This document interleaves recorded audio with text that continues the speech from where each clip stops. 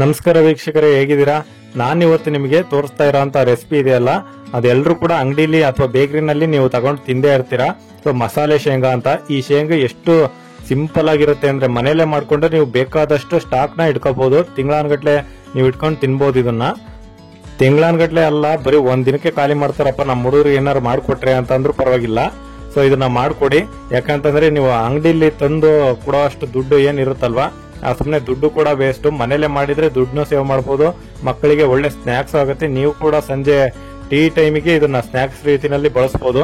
So ಮತ್ತೆ ಇದರಲ್ಲೂ party ಮಾಡೋರು ಅದೇ ಜ್ಯೂಸ್ ಕುಡ್ಕಂತ ಪಾರ್ಟಿ ಮಾಡ್ತಿರಲ್ವಾ, ಅರ್ಥ ಆಯ್ತು ಅನ್ಸುತ್ತೆ. ಎಲ್ರಿಗೂ ಕೂಡ ಮಕ್ಕಳಿಂದ ಹಿಡಿದು ಮುದುಕರವರೆಗೂ ಎಲ್ಲರೂ ಕೂಡ ಇಷ್ಟಪಟ್ಟು ತಿನ್ನೋ ಅಂತ ಈ ಮಸಾಲೆ ಶೇಂಗಾನ ನಾನಿವತ್ತು ತೋರಿಸ್ಕೊಡ್ತಾ ಇದ್ದೀನಿ. ತುಂಬಾ ಸಿಂಪಲ್ ಆಗೂ ಇರುತ್ತೆ, ನೋಡ್ಕೊಳ್ಳಿ.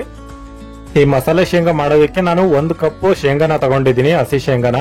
ಸೊ ನಿಮಗೆ ಜಾಸ್ತಿ ಬೇಕು ಅಂತಂದ್ರೆ ಇನ್ನು ಜಾಸ್ತಿನೇ ತಗೊಳ್ಳಿ. ನಾನು ಜಸ್ಟ್ 1 ಕಪ್ ಮಾತ್ರ ಮಾಡ್ತಾ ಇದ್ದೀನಿ. 1 ಸ್ಪೂನು ಕಾರ್ನ್ಫ್ಲೋರ್ ನ ಆಡ್ ಮಾಡ್ತಾ ಇದ್ದೀನಿ. ಕಾರ್ನ್ಫ್ಲೋರ್ ಅಂತಂದ್ರೆ ಮೆಕ್ಕೆಜೋಳದ ಹಿಟ್ಟು. ಹಾಗೆ ಒಂದು ಅರ್ಧ ಸ್ಪೂನ್ ಅಷ್ಟು ನಾನು ಕಡಲೆ ಹಿಟ್ಟನ್ನ ಉಪಯೋಗಿಸ್ತಾ ಇದ್ದೀನಿ. ಹಾಗೆ ಅರ್ಧ ಸ್ಪೂನು ಖಾರದ ಪುಡಿ ಉಪಯೋಗಿಸ್ತಾ ಇದ್ದೀನಿ. ನಿಮಗೆ ಖಾರ ಜಾಸ್ತಿ ಬೇಕು ಅಂತಂದ್ರೆ ಇನ್ನೂ ಜಾಸ್ತಿನೇ ಹಾಕೊಳ್ಳಿ. ಹಾಗೆ ಒಂದು 1/4 ಚಮಚದಷ್ಟು ಅರಿಶಿನ ಪುಡಿ, ಮತ್ತೆ ಒಂದು ಅರ್ಧ ಚಮಚದಷ್ಟು ಉಪ್ಪನ್ನ ಹಾಕ್ತಾ ಇದ್ದೀನಿ. ಈಗ ಒಂದ್ ಸ್ವಲ್ಪ ಚಿಕನ್ ಮಸಾಲಾನು ಕೂಡ ಬೆರೆಸ್ತಾ ಇದ್ದೀನಿ, ಒಂದ್ ಅರ್ಧ ಸ್ಪೂನ್ ಅಷ್ಟು. ಅದಿಲ್ಲ ಅಂತಂದ್ರೂ ಕೂಡ ನೀವು ಧನಿಯಾ ಪುಡಿನೂ ಉಪಯೋಗಿಸಬಹುದು. ಈ ಎಲ್ಲವನ್ನೂ ಕೂಡ ನೀವು ಹಾಕ್ಬಿಟ್ಟು ಫಸ್ಟ್ ಒಂದ್ ಸ್ವಲ್ಪ ಶೇಂಗಾ ಜೊತೆಗೆ ಮಿಕ್ಸ್ ಮಾಡ್ಕೋಬೇಕಾಗುತ್ತೆ. ಯಾಕಂದ್ರೆ ನೀವು ಹಾಕಿರುವಂತ ಪುಡಿ ಐಟಮ್ಸ್ ಏನಿರ್ತಾವೋ ಅವೆಲ್ಲವೂ ಕೂಡ ಕರೆಕ್ಟ್ ಮಸಾಲೆಗೆ ಆಗುತ್ತೆ ಇಲ್ಲ ಅನ್ನೋದನ್ನ ಚೆಕ್ ಮಾಡ್ಕೊಳಕೋಸ್ಕರ. ಸೊ ಏನಾರ ಕಮ್ಮಿ ಆಗುತ್ತೆ ಅನ್ನೋದಾದ್ರೆ ಮತ್ತೆ ಒಂದ್ ಸ್ವಲ್ಪ ಕಾರ್ನ್ಫ್ಲೋರ್ ಅಥವಾ ಕಡಲೆ ಹಿಟ್ಟನ್ನ ನೀವು ಸೇರಿಸ್ಕೋಬಹುದು. ಸೊ ಇವಾಗ ನಾನ್ ಮಾಡ್ಕೊಂಡಿರೋದು ಕರೆಕ್ಟ್ ಆಗಿದೆ, ಶೇಂಗಾ ಜೊತೆಗೆ ಮಸಾಲೆಗೆ ಪರ್ಫೆಕ್ಟ್ ಆಗಿದೆ ಅದು ಅಳತೆ. ಈಗ ಇದಕ್ಕೆ ಒಂದು ಮೊಟ್ಟೆನ ಒಡೆದು ಹಾಕೋತಾ ಇದೀನಿ ನಾನು. 1 ಮೊಟ್ಟೆ ಸಾಕಾಗುತ್ತೆ. ಈಗ 1 ಮೊಟ್ಟೆ ಒಡೆದು ಹಾಕೊಂಡು ಇವಾಗ ಚೆನ್ನಾಗಿ ಮಿಕ್ಸ್ ಮಾಡ್ತಾ ಹೋಗ್ಬೇಕು. ಹಾಗೆ ಇದಕ್ಕೆ ಯಾವುದೇ ಕಾರಣಕ್ಕೂ ನೀರನ್ನ ನೀವು ಬಳಸೋ ಹಂಗಿಲ್ಲ. ಬೇಕಾದ್ರೆ ಇನ್ನೂ ನಿಂಬೆ ಹಣ್ಣು ಬೇಕಾದ್ರೆ ಇಂಟ್ಕೋಬಹುದು ನೀವು, ಏನಾರ ಕಮ್ಮಿ ಆಗುತ್ತೆ ತೆಳುವಾಗಿ ಬಹಳ ಗಟ್ಟಿ ಆಯ್ತು ಅಂತಂದ್ರೆ. ಸೊ ಇವಾಗ ನಿಂಬೆ ಹಣ್ಣು ಬೇಕಾದ್ರೆ ಬಳಸಿ, ಆದ್ರೆ ನೀರ್ ಮಾತ್ರ ಯಾವುದೇ ಕಾರಣಕ್ಕೂ ಬಳಸಕ್ ಹೋಗ್ಬಿಡಿ. ಹಾಗೆ ಇದು ಮೊಟ್ಟೆ ಒಡೆದು ಇವಾಗ ಹಾಕಿದೀನಲ್ವಾ, ನೋಡ್ತಾ ಇರ್ಬೋದು ಎಷ್ಟು ಗಟ್ಟಿಯಾಗಿ ಚೆನ್ನಾಗಿ ಬರ್ತಿದೆ ಅಂತ. ಇತ್ತ ಪೂರ್ತಿ ತೆಳುವಾಗೂ ಇಲ್ಲ ಮತ್ತೆ ಪೂರ್ತಿ ಗಟ್ಟಿನೂ ಇಲ್ಲ, ಕರೆಕ್ಟ್ ಮೀಡಿಯಂಗೆ ಅಳತೆ ಪ್ರಕಾರನೇ ಇದೆ ಇದು. ಸೊ ಈಗ ಎಲ್ಲ ಚೆನ್ನಾಗಿ ಮಿಕ್ಸ್ ಮಾಡಿದ ನಂತರ ಒಂದು 20 ನಿಮಿಷ ನೀವು ಮ್ಯಾರಿನೇಷನ್ಗೆ ಬಿಡಬೇಕಾಗುತ್ತೆ.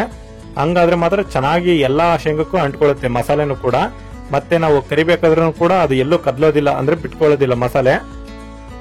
ಈಗ ಒಂದ್ 20 ನಿಮಿಷ ಆದ್ಮೇಲೆ ನಿಮ್ಗೆ ತೋರಿಸ್ತಾ ಇದ್ದೀನಿ. ನೋಡ್ತಾ ಇರ್ಬೋದು ಯಾವ ರೀತಿ ಜೆಲ್ಲಿ ತರ ಗಟ್ಟಿಯಾಗಿದೆ, ಫುಲ್ ಜೆಲ್ ರೀತಿನಲ್ಲಿ. ನಾವು ಹಚ್ಚಿರೋ ಮಸಾಲೆನೂ ಕೂಡ ಎಷ್ಟು ನೀಟಾಗಿ ಅಂಟ್ಕೊಂಡಿದೆ ಅಂತ. ಈ ರೀತಿಯಾಗಿ ಬರ್ಬೇಕದು. ಹಿಂಗಿತ್ತು ಅಂತಂದ್ರೆ ಐತಲ್ವಾ, ಮಸಾಲೆ ಮಾತ್ರ ಎಲ್ಲಾ ಪ್ರತಿ ಶೇಂಗಕ್ಕೂ ಕೂಡ ಚೆನ್ನಾಗಿ ಅಂಟ್ಕೊಂಡಿರುತ್ತೆ. ಈಗ ನಾವು ಎಣ್ಣೆನಲ್ಲಿ ಅದನ್ನ ಕರಿಯೋದಕ್ಕೆ ಹಾಕ್ತಾ ಇದೀನಿ. ನೀವೇನ್ ಎಲ್ಲ ಬಿಡಿಸಿ ಹಾಕ್ಬೇಕು ಅಂತ ಏನಿಲ್ಲ, ಯಾಕಂದ್ರೆ ಅದು ಅಂಟ್ಕೊಂಡಿರುತ್ತಲ್ವಾ, ನೀವು ಅದನ್ನ ಬಿಡಿಸಿ ಏನೋ ಹಾಕೋ ಅವಶ್ಯಕತೆ ಇರೋದಿಲ್ಲ. ಅದು ಹೇಗಿರುತ್ತೆ ಹಂಗೆ ಹಾಕ್ಬಿಡಿ ನೀವು. ಅದು ಅಂಟ್ಕೊಂಡ್ರು ಪರವಾಗಿಲ್ಲ, ನೀವು ಹಾಗೆ ಹಾಕ್ಬಿಡಿ, ನಡೆಯುತ್ತೆ. ಸೊ ಇವಾಗ ಹೈ ಫ್ಲೇಮ್ ಅಲ್ಲಿ ಇಟ್ಕೊಂಡು ಹಾಕ್ಬೇಕು ಫಸ್ಟಿಗೆ. ಹಾಗೆ ಒಂದ್ ಸ್ವಲ್ಪ ಅದೆಲ್ಲ ಹಿಟ್ಟು ಗಟ್ಟಿಯಾಗಿ ಕೂಡಲೇ ನಾವು ಹಾಕಿರೋ ಮಸಾಲೆ ಲೋ ಫ್ಲೇಮ್ ಅಲ್ಲಿ ಇಟ್ಕೊಂಡು ನಿಧಾನಕ್ಕೆ ಕರಿತಾ ಹೋಗ್ಬೇಕು. ಯಾಕಂದ್ರೆ ಫುಲ್ ಹೈ ಫ್ಲೇಮ್ ಅಲ್ಲಿ ಇತ್ತು ಅಂತಂದ್ರೆ ಸಿಯೋ ಅಂತ ಚಾನ್ಸಸ್ ಇರುತ್ತೆ. ಈಗ ನೋಡ್ತಾ ಇರ್ಬೋದು ನೀವು ಎಷ್ಟು ಗಟ್ಟಿಯಾಗಿ ಒಂದಕ್ಕೊಂದು ಅಂಟ್ಕೊಂಡಿದಾವೆ ಅಂತ. ನೀವೇನೋ ತಲೆ ಕೆಡಿಸ್ಕೊಳಕ್ ಹೋಗ್ಬೇಡಿ. ನೀವು ಬಿಡಿಸೋಂತ ಪ್ರಯತ್ನನೂ ಕೂಡ ಏನ್ ಮಾಡೋ ಅವಶ್ಯಕತೆ ಇರೋದಿಲ್ಲ. ಹಾಗೆ ಅದು ಹೇಗೆ ಕರಿಯುತ್ತೋ ಹಾಗೆ ಬಿಟ್ಬಿಡಿ ಅದನ್ನ. ಸೊ ಇವಾಗೆಲ್ಲ ಕರೆದು ಒಂದ್ ಸ್ವಲ್ಪ ಕಲರ್ ಚೇಂಜ್ ಆಗಿ ಕೂಡಲೇ ನೀವು ತೆಗೆದು ಹಾಕೊಂಡ್ಬಿಡಿ ಸೈಡಿಗೆ. ಮತ್ತೆ ಜಾಸ್ತಿ ಹೊತ್ತು ಕೂಡ ನೀವು ಬೇಯಿಸೋಂಗಿಲ್ಲ. ಮತ್ತೆ ಸೀದು ಅಂತಂದ್ರೆ ಅದು ತಿನ್ನಕ್ ಬರೋದಿಲ್ಲ, ಆ ರೀತಿ ಆಗೋ ಚಾನ್ಸಸ್ ಇರುತ್ತೆ. ಸೊ ಅದೆಷ್ಟು ಒಂದು ಮೀಡಿಯಂ ಆಗಿ ಫ್ರೈ ಮಾಡಿ ತೆಗೆದ್ಬಿಡಿ ಅದನ್ನ. ಸೊ ಇವಾಗ ಕರ್ದಿರೋದ್ನೆಲ್ಲ ನಾನು ಸೈಡಿಗೆ ಎತ್ತಿಟ್ಕೊಂಡಿದೀನಿ. ಇವಾಗ ಒಂದ್ ಸ್ವಲ್ಪ ಹೊತ್ತು ಡ್ರೈ ಆಗೋದಕ್ಕೆ ಬಿಡೋಣ. ಈಗಲೂ ಅಂಟ್ಕೊಂಡೇ ಇರ್ಲಿ ಪರವಾಗಿಲ್ಲ, ಡ್ರೈ ಆಗೋದಕ್ಕೆ ಒಂದ್ ಸ್ವಲ್ಪ ಹೊತ್ತು ಬಿಡೋಣ. ಈಗ ಎಲ್ಲ ಡ್ರೈ ಆಗಿದೆ ಚೆನ್ನಾಗಿ. ಇವಾಗ ನಾನು ಅದನ್ನ ಬಿಡಿಸ್ತಾ ಇದ್ದೀನಿ. ಇವಾಗ ನೋಡಿ ಕೈಯಲ್ಲಿ ಮುಟ್ಟಿ ಬಿಡಿಸಬಹುದು ಸ್ವಲ್ಪ ತಣ್ಣಗಾದ್ಮೇಲೆ. ಈ ರೀತಿಯಾಗಿ ಒಂದೊಂದನ್ನೇ ನೀವು ಬಿಡಿಸ್ತಾ ಹೋಗ್ಬೇಕಾಗುತ್ತೆ. ಬಿಡಿಸಿ ನೀವು ಹಾಕೊಳ್ಳಿ, ಚೆನ್ನಾಗಿ ಬರುತ್ತೆ. ಸೊ ಇದು ಇಷ್ಟೇ ರೆಸಿಪಿ, ಇಷ್ಟೇ ಮಸಾಲೆಗಳು ಹಾಕೋದ್ ನಾವು. ಇಷ್ಟು ಈಸಿಯಾಗಿ ನೀವು ಮನೇಲೆ ಮಾಡ್ಬೋದು. ಸುಮ್ನೆ ಅಂಗಡಿಯಿಂದ ತಂದು ದುಡ್ಡು ವೇಸ್ಟ್ ಮಾಡೋದಕ್ಕಿಂತ ಈ ರೀತಿ ಮನೆಯಲ್ಲೇ ನೀವು ಮಾಡ್ಕೊಂಡು ದುಡ್ಡನ್ನು ಕೂಡ ಸೇವ್ ಮಾಡಬಹುದು. ಮತ್ತೆ ಪ್ರತಿದಿನನೂ ಕೂಡ ಟೀ ಜೊತೆಗೆ ಅಥವಾ ಬೇರೆ ಟೈಮಲ್ಲಿ ಸ್ನಾಕ್ಸ್ ರೀತಿ ಏನಾರ ಫಿಲಂ ನೋಡ್ಕೊಂತ ತಿನ್ನೋದಕ್ಕೂ ಸಖತ್ತಾಗಿರುತ್ತೆ.